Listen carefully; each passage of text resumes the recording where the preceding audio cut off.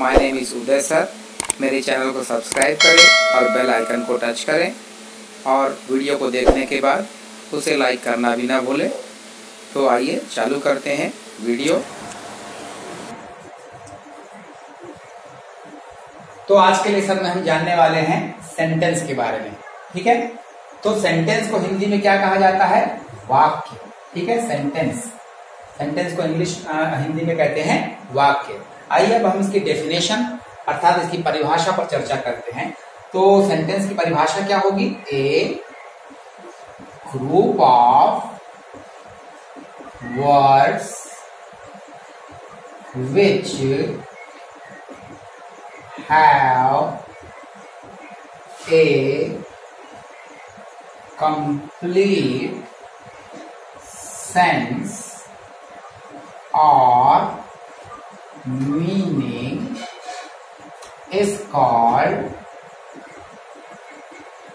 the sentence. Is called the sentence. ठीक है, बहुत ही आसान है। A group of words which have a complete sense or meaning is called the sentence. मतलब कि जो ग्रुप ऑफ वर्ड्स होता है, वर्ड का मतलब क्या हो जाएगा? शब्द हो जाएगा। ठीक है, और ग्रुप का मतलब समूह, माने शब्दों का समूह विच हैव अ कंप्लीट सेंस। ये ध्यान देने वाक्य रहेगा कि कंप्लीट सेंस और मीनिंग, मतलब जिसका कंप्लीट मीनिंग अथवा कंप्लीट सेंस मतलब अर्थ ज्ञान, अर्थ बोध होता हो। ठीक है, किसी को से हमने पढ़ा और उसको पढ़ने के बाद में हमें संपूर्ण ज्ञान हो गया, तभी हम उसको क्या कहेंगे? सेंटेंस कहेंगे, अन्यथा सेंटेंस नहीं कह सकते। जैसा कि मैंने कह दिया ऑन द ब्रिज, ब्रिज माने पुल। ठीक है ना, पुल पर, पुल के ऊपर, जैसा हमने कह दिया है ना। लेकिन इससे आपको अर्थ ज्ञान नहीं हो रहा है ना। ब्रिज पर, अब ब्रिज पर क्या क्लियर नहीं है। ठीक है ना, तो इस जैसा हमने कह दिया आपका ऑन द रोड। अब ऑन द रोड कह दिया, ऑन द रोड माने सड़क पर क्या क्लियर नहीं हो रहा है। इसका मतलब ये सेंटेंस नहीं, भले ही ग्रुप है। ये आपने देखा कि 1 2 3 है ना, 3 शब्द है, मतलब ग्रुप है, ग्रुप ऑफ वर्ड्स है, लेकिन कंप्लीट सेंस नहीं है इनमें, है ना, कंप्लीट मीनिंग नहीं है इनमें, इसलिए इनको हम जो है सेंटेंस की संज्ञा नहीं दे सकते। ठीक है, तो कंप्लीट सेंस किसको कहेंगे हम? कंप्लीट सेंस वाला वाक्य देखते हैं फिर हम लोग। ठीक है, जैसे कि इसी पे हम बना लेते हैं, ए man is on the bridge. ठीक है, एक आदमी पुल के ऊपर है। अब यहां पर आप देख रहे हैं कि पूर्ण ज्ञान हो रहा है, पूर्ण अर्थ ज्ञान हो रहा है, कंप्लीट मीनिंग हमको प्राप्त हो रही है कि एक व्यक्ति पुल के ऊपर है।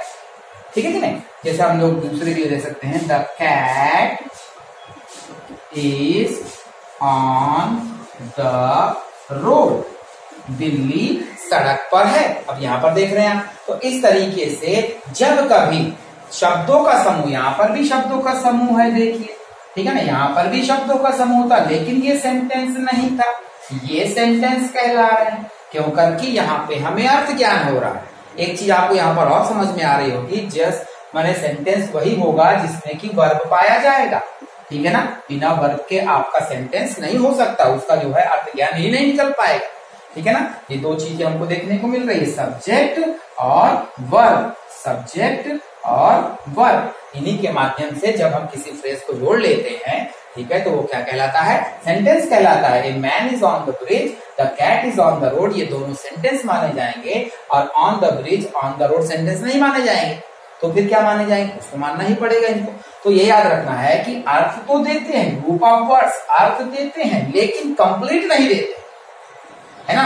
विच have a sense but not complete sense is called phrase. इसको हम क्या कह सकते हैं? फ्रेज कह सकते हैं। फ्रेज का मतलब वाक्यांश, इसको हम कह सकते हैं, इनको हम सेंटेंस नहीं कह सकते। इस तरीके से हमने देखा कि सेंटेंस क्या होता है। ठीक है, a group of words which have a complete sense और meaning is called the sentence. ठीक है, अब आइए हम इसके प्रकारों की चर्चा करते हैं। हाई स्कूल लेवल की अगर हम बात करते हैं तो आप इसमें 5 प्रकार जानेंगे। अगर हम इंटर की बात करते हैं तो उसमें स्ट्रक्चर के आधार पर देखा जाता है, तो स्ट्रक्चर पर जो है उसमें 3 प्रकार होते हैं आपके, ठीक है ना। स्ट्रक्चर के आधार पर 3 प्रकार मतलब सिंपल, कंपाउंड और कॉम्प्लेक्स। लेकिन आज हम हाई स्कूल लेवल पर देख रहे हैं। तो हाई स्कूल लेवल पर जो होते हैं सेंटेंस के जो प्रकार होते हैं वो 5 प्रकार के होते हैं। ठीक है, इसको मीनिंग का आधार माना जा सकता है, अर्थ के आधार पर। There are 5 types of sentence. There are 5 types of sentence. ठीक है, there are 5 types of sentence. कौन कौन से होंगे? Number 1 assertive sentence। Number 1 assertive ASSERTIVE assertive sentence. ठीक है, assertive सेंटेंस को इंग्लिश में डिक्लरेटिव सेंटेंस भी आप लोग कह सकते हैं। ठीक है ना, डिक्लरेटिव सेंटेंस भी इसको हम लोग कहते हैं। ठीक है, अगर हिंदी की बात करें assertive सेंटेंस का मतलब क्या होगा आपका? विधि सूचक वाक्य। क्या कहलाएगा ये? विधि सूचक वाक्य। ठीक है, एक्चुअली assertive सेंटेंस में आप देखेंगे कि तथ्य क्या होता है, फैक्ट को दिया जाएगा इसमें, स्टेटमेंट को दिया जाएगा इसमें। ठीक है, तब जाकर के वो क्या कहलाता है? डिक्लरेटिव या assertive कहलाता है। हम इसको आगे डिटेल में पढ़ेंगे अगले लेसन में। आज हम केवल सेंटेंस के टाइप्स के बारे में बात कर रहे हैं। ठीक है ना, तो नंबर 2 की अगर हम बात करते हैं तो उसमें आता है इंट्रागेटिव INTERROGATIVE इंट्रागेटिव सेंटेंस। ठीक है, अब बात करते हैं इंट्रागेटिव सेंटेंस मतलब कि प्रश्न सूचक वाक्य। प्रश्न सूचक वाक्य भी 2 प्रकार से हो गया, आगे चल के हम देखेंगे। तो इंट्रागेटिव का मतलब प्रश्न सूचक वाक्य, मतलब जिसके माध्यम से प्रश्न पूछे जाते हैं उसी को हम क्या नाम देते हैं? इंट्रागेटिव सेंटेंस इंग्लिश में कहते हैं। इसी को हम हिंदी में कह सकते हैं प्रश्न सूचक वाक्य। इसको हम क्या कहते हैं? प्रश्न सूचक वाक्य हम हिंदी में कहते हैं। ठीक समझ में आ रहा है आपके? ठीक है, विधि सूचक वाक्य असर्टिव कहेंगे। तीसरा नंबर हम बात करते हैं, ठीक है, इंपरेटिव सेंटेंस। तीसरा प्रकार क्या होता है सेंटेंस का? Imperative IMPERATIVE imperative sentence. ठीक है, इंपरेटिव सेंटेंस मतलब इसके अंतर्गत क्या पाया जाता है? इसके अंतर्गत पाया जाता है आपका आदेश, इसके अंतर्गत पाया जाता है विनती, ठीक है, तथा सलाह। ठीक है, इसलिए इनको कहा जाता है आदेश, विनती तथा सलाह सूचक वाक्य। ठीक है, हिंदी में हम इसी को कहते हैं, ठीक है, आदेश, विनती तथा सलाह सूचक वाक्य। इस तरीके से इंपरेटिव सेंटेंस हुआ। 4th नंबर पर हम पढ़ेंगे exclamatory sentence. EXCLAMATORY exclamatory sentence. Exclamatory sentence से तात्पर्य क्या होगा? विस्मय सूचक वाक्य। हिंदी में क्या कहते हैं? विस्मय सूचक वाक्य। ठीक है, इंटरजेक्शन के माध्यम से ये वाक्य बनाया जाता है, ये ध्यान रखना है। पार्ट ऑफ स्पीच में हम लोग इंटरजेक्शन को क्लियर करेंगे। ठीक है, तो एक्सक्लामेटरी सेंटेंस की बात कर रहे हैं, तो एक्सक्लामेटरी सेंटेंस में पाया जाता है विस्मय पाया जाता है, इसलिए इसको हिंदी में क्या कहते हैं?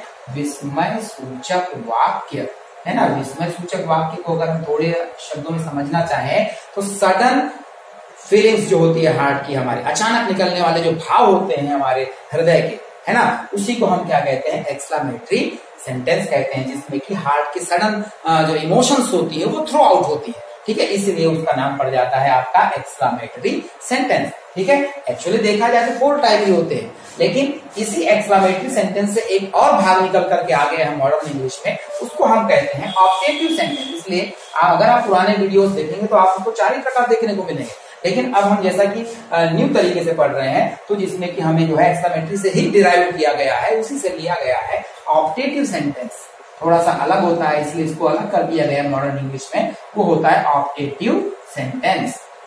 ठीक है, ऑप्टेटिव सेंटेंस को हम हिंदी में क्या कहेंगे? इच्छा सूचक वाक्य। क्या कहेंगे इसको? इच्छा सूचक वाक्य। ठीक है, जिसमें कि एक व्यक्ति दूसरे व्यक्ति के प्रति जो इच्छाओं को व्यक्त करता है, अपनी इच्छाओं को व्यक्त किया जाने वाला जो वाक्य होता है, जिसमें कि हम अपनी इच्छाओं को व्यक्त करते हैं जिन वाक्यों के माध्यम से, उसी को हम क्या कहते हैं? Optative sentence. इस तरीके से आज हमने जो है सेंटेंस को पढ़ा। A group of words which have complete sense और meaning is called the sentence हमने कहा। फिर उसको हमने प्रकार बताए। There are 5 types of sentences. ठीक है, assertive sentence, interrogative sentence, imperative sentence, exclamatory sentence, optative sentence. ठीक है, हम अगले लेसन में असर्टिव सेंटेंस के बारे में जानेंगे कि असर्टिव सेंटेंस क्या होता है, इसके प्रकार क्या होते हैं, इसके फीचर्स क्या होते हैं, इसको कैसे पहचाना जाए कि ये असर्टिव है। ये चीज जो एनालिसिस जिसको हम कहेंगे, असर्टिव सेंटेंस का एनालिसिस, इंट्रोगेटिव का एनालिसिस, इंपरेटिव का एनालिसिस और एक्सक्लेमेटरी और ऑब्जेक्टिव के एनालिसिस को हम अगले पार्ट में पढ़ेंगे। ठीक है, ओके, थैंक यू।